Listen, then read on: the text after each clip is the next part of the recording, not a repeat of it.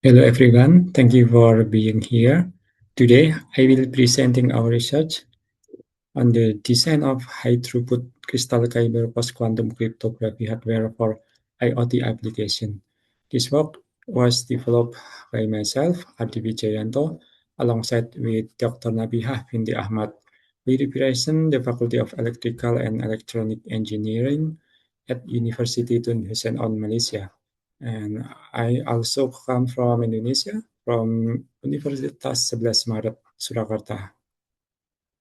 To give you a brief roadmap, I will cover the background and problem statement, outline of our scope, and followed by our hardware design and methods, our synthesis result, and finally discuss the limitation and future direction of this work. Let's begin with the background. Today, several IoT applications have very strict high-performance requirements, especially in fields like medical image encryption, ubiquitous healthcare system, and vehicular IoT networks.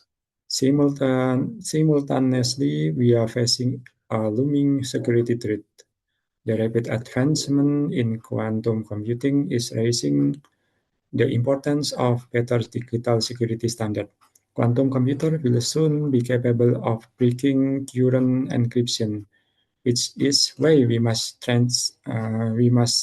use post-quantum cryptography or PQC algorithm, which are designed to be resilient against these future attacks.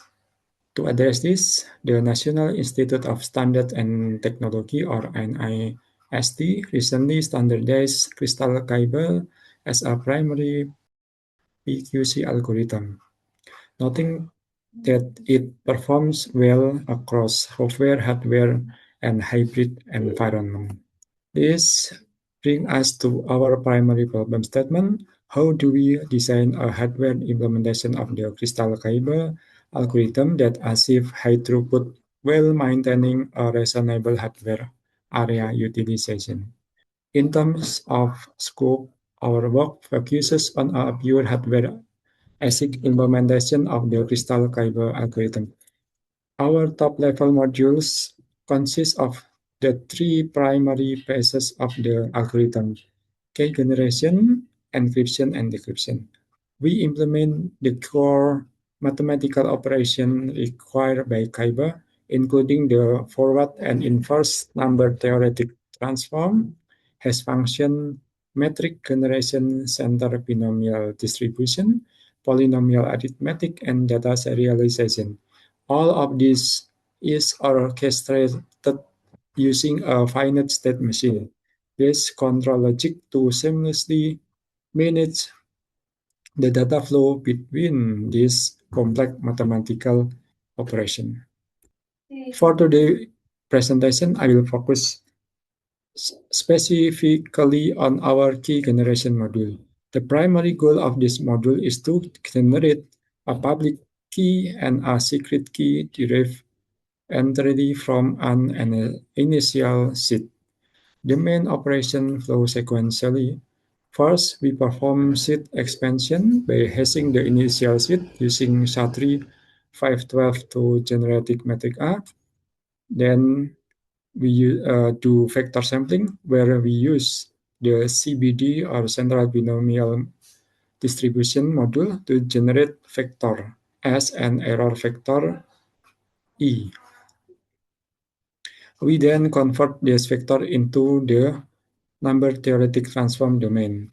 After conversion, we execute metric multiplication to compute equation T equals metric A multiplied by S, then add by metric E. Finally, we perform key packing, encoding this generated vector into the final public and secret key. Let's look closer at the architecture and data flow of this top module, kgen.v uh, for the code. The module takes in a standard hardware signal, clock reset start alongside 256-bit SID input and ultimately output a 6145-bit secret key and 6400-bit public key. Okay, this is the architecture of our Keygen module, and it is the result of simulation of our K generation module. We verify this data flow using simulation, confirm that our state machine correctly transition through the generated phases as seen in our waveform diagrams. Okay, this is the data flow diagram of our K generation module. For the verification, we perform hardware synthesis targeting SAED32 LVT standard cell library to evaluate our design performance.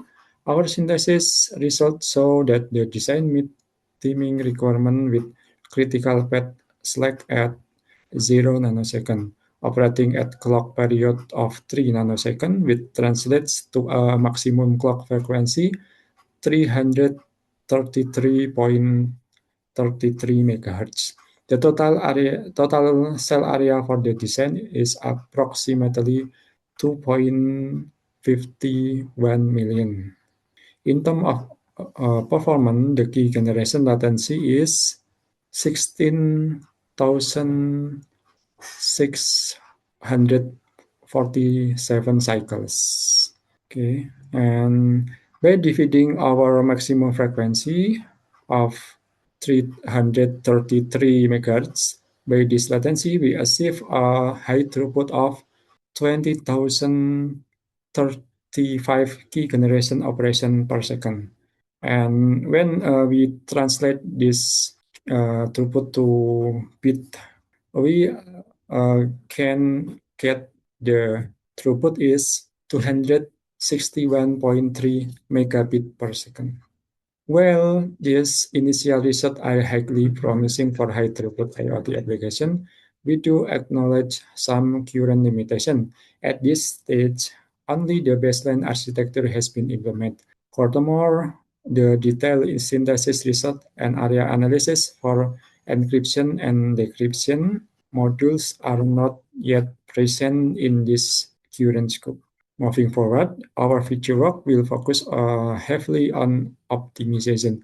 We plan to reduce the data path width to achieve better area utilization without severely bottlenecking the system. We will also optimize our control logic by overlapping independent tasks within the finite state machine to reduce the total clock cycle required per operation.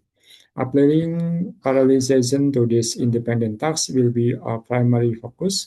And finally, we will complete and optimize the hardware implementation for the encryption and decryption processes. Thank you for your time and attention. I will now welcome any question you might have regarding the design of our research. Thank you.